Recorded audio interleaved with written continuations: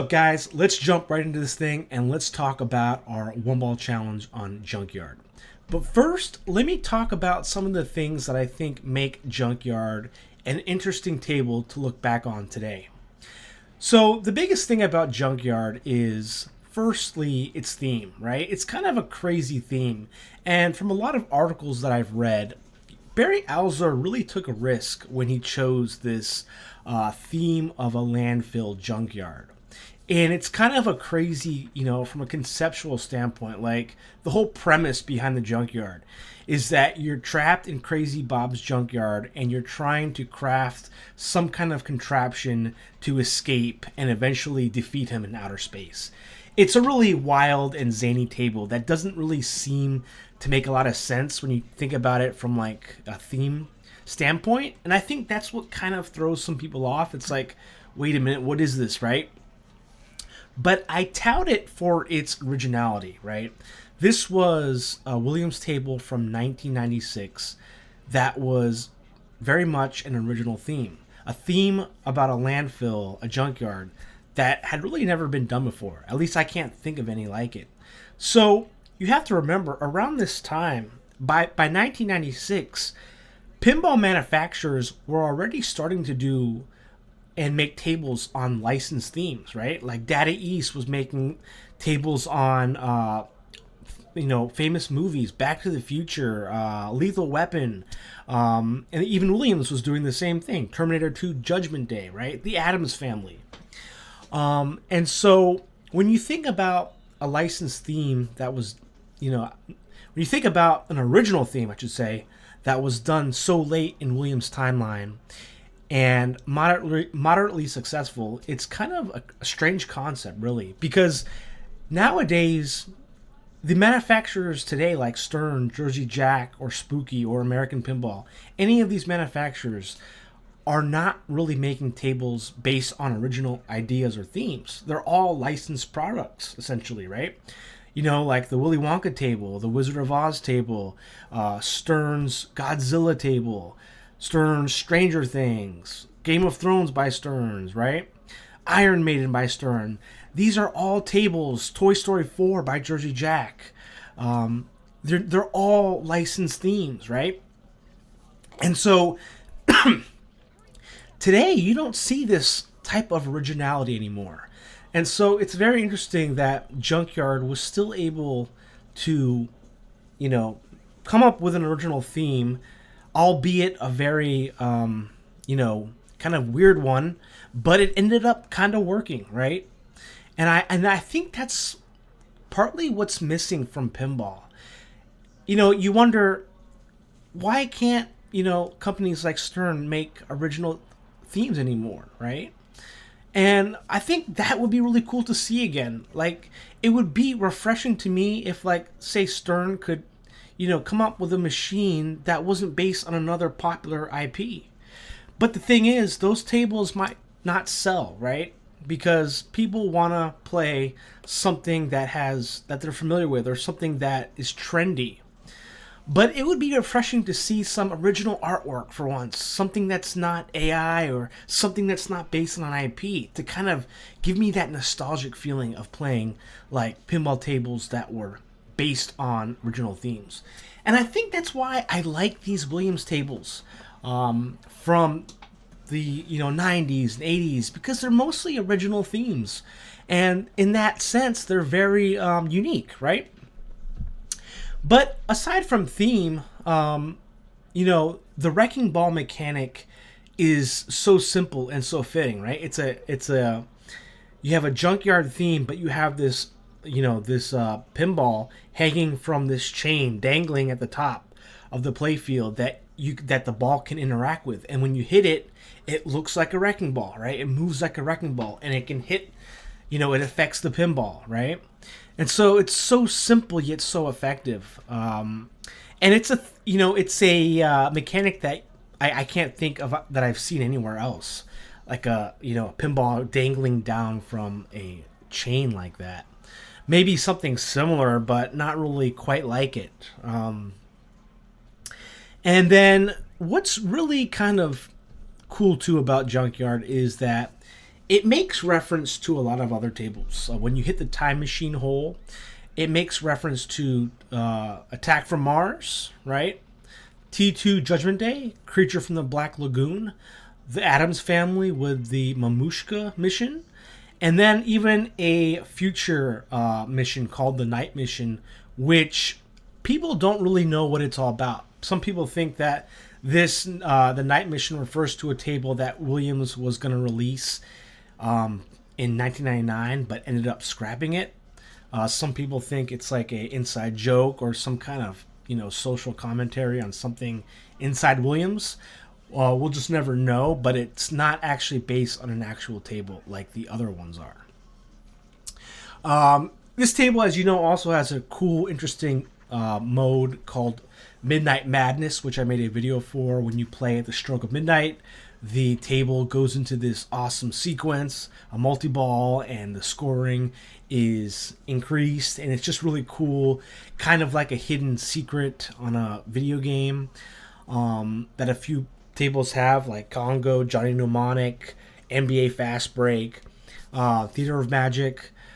So there's a lot of tables, quite a few tables that have this Midnight Madness mode, which is really cool to to try out, because the first time I tried it was on Junkyard actually. So in terms of the table difficulty, though, I think it's a table that is very difficult. I mean, especially on a one ball. I never thought this table was easy, but I will say, when you play this table more, it becomes a little easier, because you just kind of understand its flow. You understand, the shots, right? What they take. And I was playing this. I already made the video you guys probably saw. I made the video about me reaching the wizard mode in Junkyard. And so I had played Junkyard, a couple, 100 times up until this point when I finally reached wizard mode. And I gotta say, that was the coolest feeling ever, to defeat Crazy Bob. I had no idea that I could even get to wizard mode on this table. I never even thought about it. But this week playing, I said to myself, you know what? Let's try to get to wizard mode. And it was actually not that hard to do. You just hit the time machine, the sewer hole, start the 4 missions. As long as you get them started, the 5th mission, Outer Space, will start once you hit the sewer hole again, and that's wizard mode. But I think the objective of wizard mode is a little more difficult, because you have to hit those shots before they can be relit.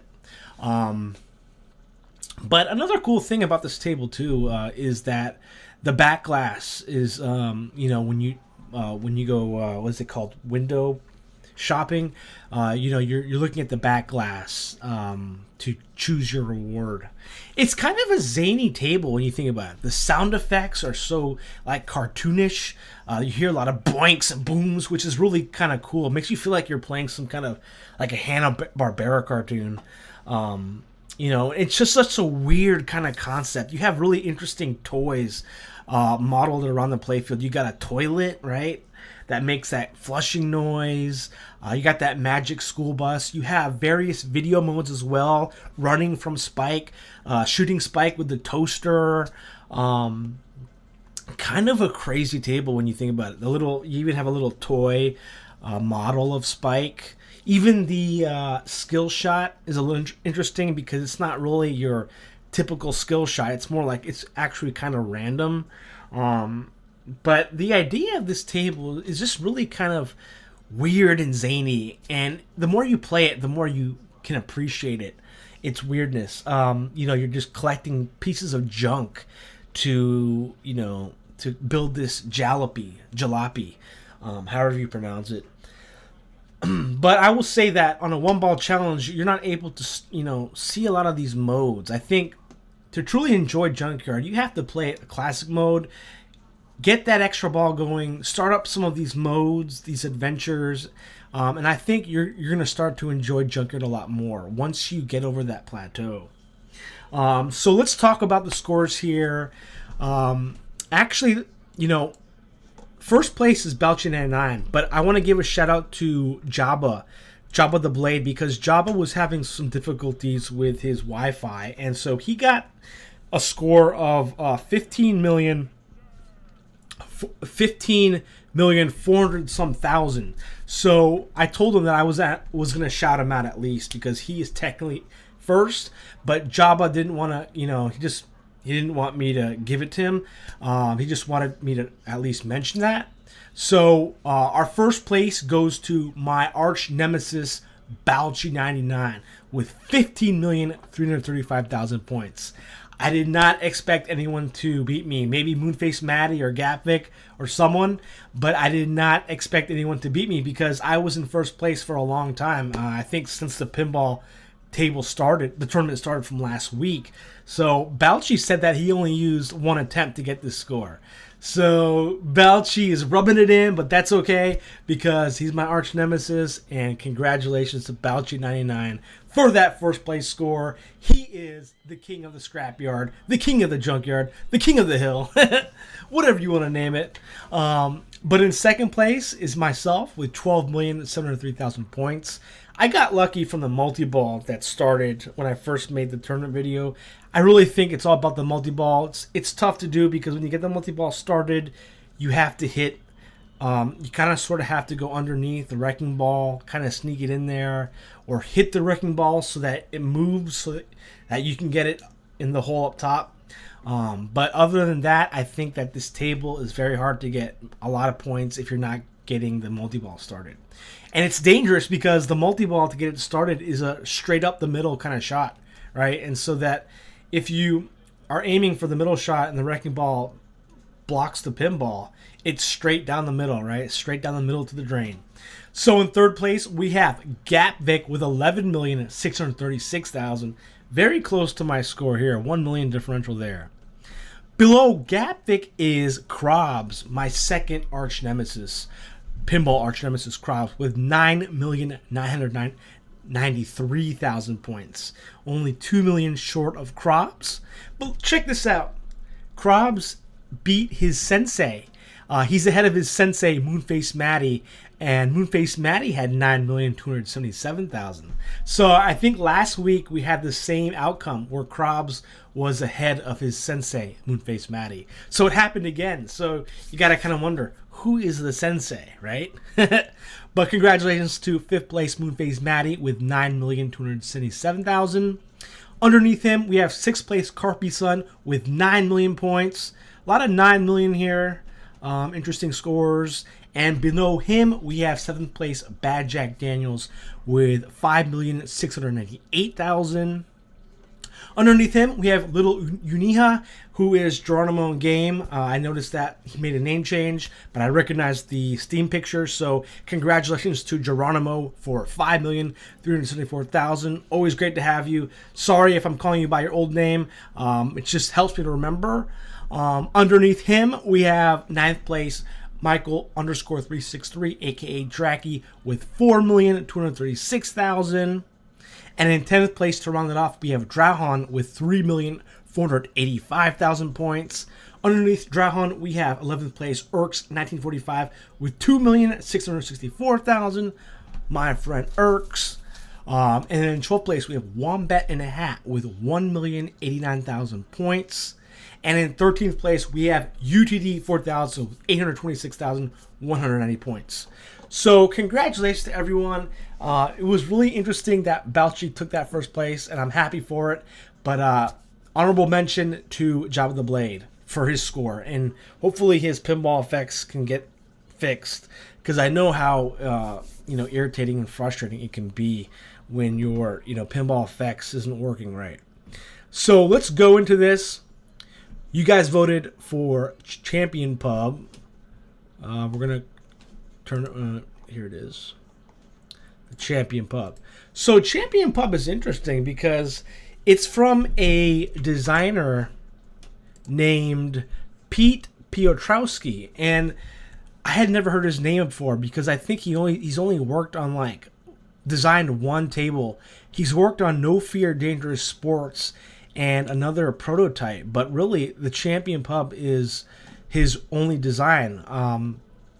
But it's a cool table. I think it'll be fun for a 1-ball. So we're going public, 1-ball, unlimited players, unlimited attempts, 6 days because that's our tournament time, unlimited. So here we go. So last week was limited attempts. This week is unlimited, so you can play as much as you want.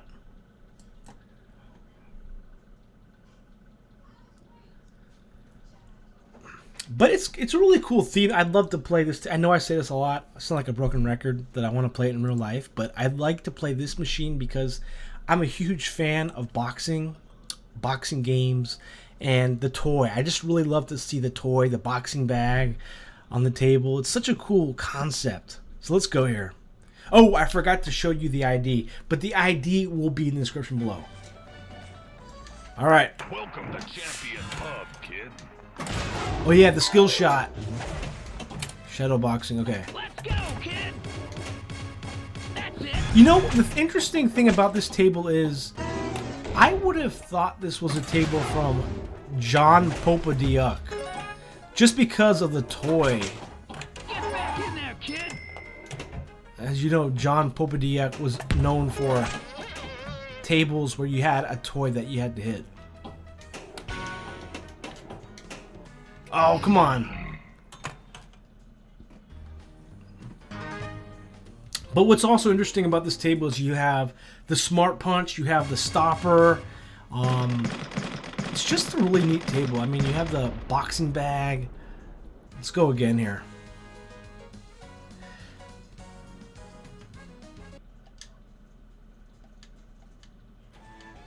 Welcome to Champion Pub, kid. Oh. See, there's the stopper.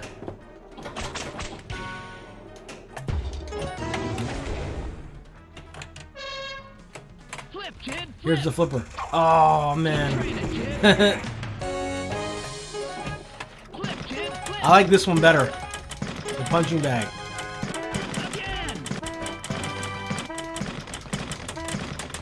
I like this mechanic. Look at that. Speed bag. Jackpot. Alright, we got a fight here. Knuckles O'Brien. The kid! Here he is. The boxer turns around. O'Brien, and these are me knuckles. Love that toy. Ah, definitely felt that one. Love a smart punch. Knock his block off, kid. Give it to him. Uppercut. That's a no. Ah, yeah, you're winning. Man, this table would be so fun in real life, I bet. Now you've got him. How many more hits? Oh yeah, there you see his life bar. You've got a strong punch, kid. There. Yes. Oh! No! I had the stopper up there! I had the stopper, but It would seem I- your luck has just run out. I pressed my flipper, so it went down. I think this will be a fun table for 1-ball. So, 2 million, I don't think it's going to cut it, but we'll keep it here. Thank you guys for watching this week's video. Have fun with it, and I'll see what I can find. If I find any secrets or hidden gems, I'll make a video about it. So until next time, I'll catch you guys later. Take care.